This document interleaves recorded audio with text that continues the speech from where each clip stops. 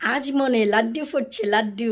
উফ, কি যে খুশি, কি যে আনন্দ আপনাদের সাথে শেয়ার করতে পেরে ভীষণ ভালো লাগছে। হ্যালো এভরিওয়ান, আসসালামু আলাইকুম। কেমন আছেন আপনারা সবাই? আলহামদুলিল্লাহ, আমি তো অনেক ভালো আছি। আর আজ আমি অনেক বেশি খুশি। কেন এত খুশি?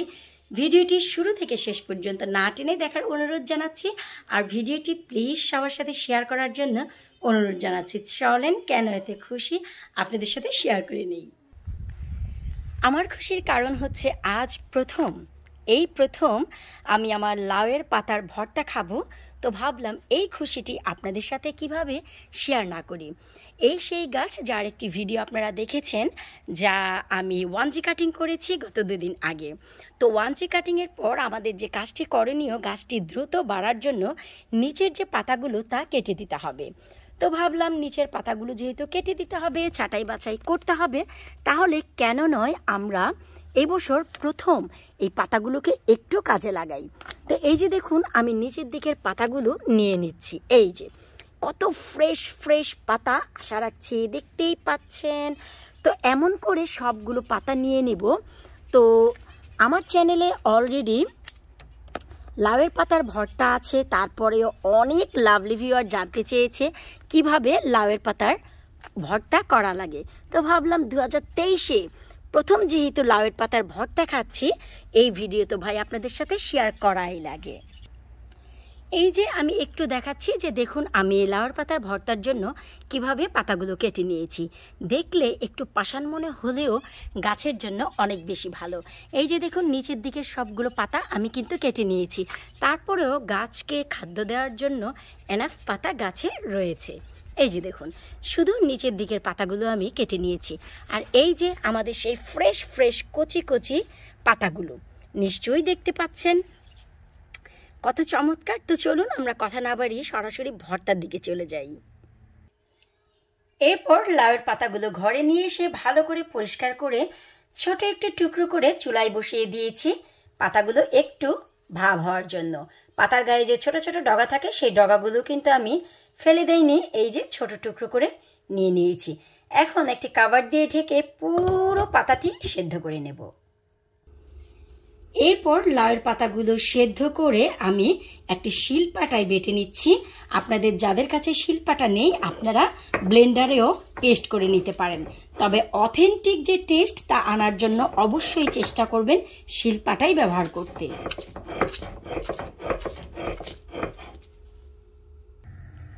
আজ আমি আমার স্টাইলটি আপনাদের সাথে শেয়ার করব। যখনই আমাদের লাউয়ের পাতাটি শিল পাটায় বেটে নেওয়া হয়ে যাবে, তখন অন্যদিকে একটি পাত্রে আমি খুবই সামান্য তেল নিয়ে হালকা কিছুটা পেঁয়াজ আর একটি কাঁচামরিচ 1 মিনিটের মতো সটে করে নেব। ব্রাউন করব না, ভেজে নেব না, জাস্ট সটে করে নেব। নিশ্চয়ই আপনারা লক্ষ্য করেছেন যখনই লাউয়ের পাতাটি বেটেছি কোনো পেঁয়াজ, কাঁচামরিচ, লবণ কিছুই ব্যবহার করিনি, কারণ আমার লাউয়ের পাতার ভর্তা বানানোর স্টাইলটি একটু আলাদা। আশা রাখছি আপনাদের ভালো লাগবে। সটে হয়ে গেলে বেটে নেওয়া সে লাউয়ের পাতাগুলো আমরা দিয়ে দেব। আশা রাখছি আপনারা বুঝতেই পারছেন যে পাতাটি আমরা সেদ্ধ করে কালার মোটেও চেঞ্জ করিনি, যেমন কালার আছে ঠিক তেমনই সবুজ আছে। কাঁচামরিচ পেঁয়াজের সাথে এই লাউয়ের পাতা এখন আমরা 1 মিনিটের মতো ভুনে নেব। এতে দুটি উপকার হবে, লাউয়ের পাতায় যদি অতিরিক্ত কোনো পানি থেকে থাকে তা টেনে নেবে। তাছাড়া এই লাউয়ের পাতার ভর্তাটি 7 দিন আপনারা নর্মাল ফ্রিজে রেখে খেতে পারবেন। কালার মোটেও চেঞ্জ হবে না, টেস্টের কোনো পার্থক্য আসবে না। চলুন 1 মিনিটের মতো ভুনে নেই। ভুনে নেওয়া হয়ে গেলে অন্যদিকে আমি একটি পাত্রে কিছুটা শুকনো মরিচ, আমার গার্ডেনের ধনিয়া পাতা আর পেঁয়াজ খুবই ভালো করে একটু মেখে নিচ্ছি, সাথে কিছুটা লবণ দিয়ে। ওয়াও, জিভে যেন জল চলে এসেছে। কি মনে হয় আমি যেমন বলেছিলাম তেমনটি নয়? একটু ভিন্ন স্বাদের নয় কি? এটি সম্পূর্ণ ভিন্ন স্বাদের একটি লাউয়ের পাতার ভর্তা। আর অবশ্যই সরিষার তেল দিতে কিন্তু একেবারেই ভুলে যাবেন না। খুবই সামান্য একটু সরিষার তেলও আমি দিয়ে দিচ্ছি। আমার জিভে তো একেবারেই পানি চলে এসেছে। কি করি আপনারাই বলুন তো।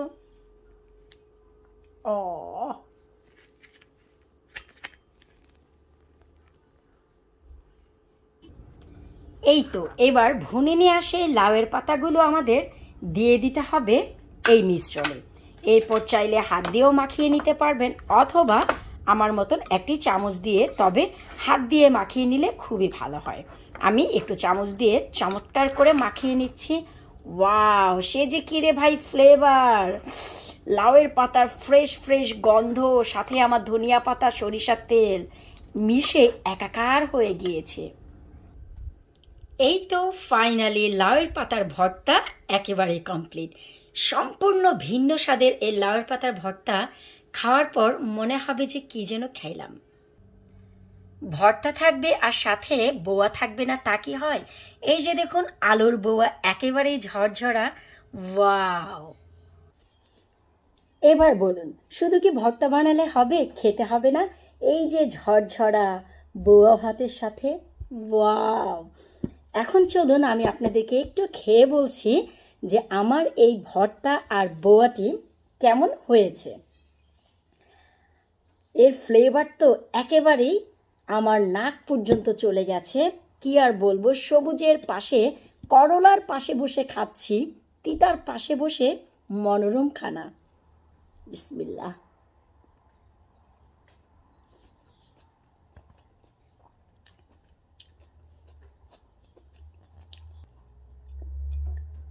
বলার ভাষা একেবারে হারিয়ে ফেলেছি। পোলাও, মাংস, কোরমা সব ফেল আমার এই ঝরঝরা আলুর বোয়া। এই যে দেখুন,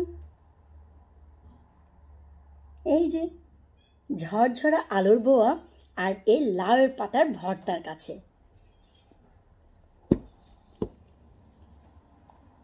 কি খাচ্ছি আমি! 2023-এ এই প্রথম আমি লাউয়ের পাতার ভর্তা খেতে যাচ্ছি আমার গার্ডেন থেকে। আপনারা কারা কারা লাউয়ের পাতার ভর্তা খেয়েছেন বা কাদের গাছের লাউয়ের পাতাগুলো ভর্তা খাওয়ার উপযোগী হয়েছে, এই ভিডিওর নিচে কমেন্ট করে জানাতে একেবারেই ভুলবেন না।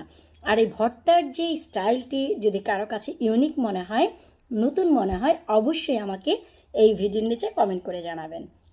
আর যারা এই স্টাইলে খেয়ে থাকেন তারা তো জানেনই লাউয়ের পাতার ভর্তা এভাবে বানালে কত বেশি টেস্ট হয়, তা বলে শেষ করা যাবে না।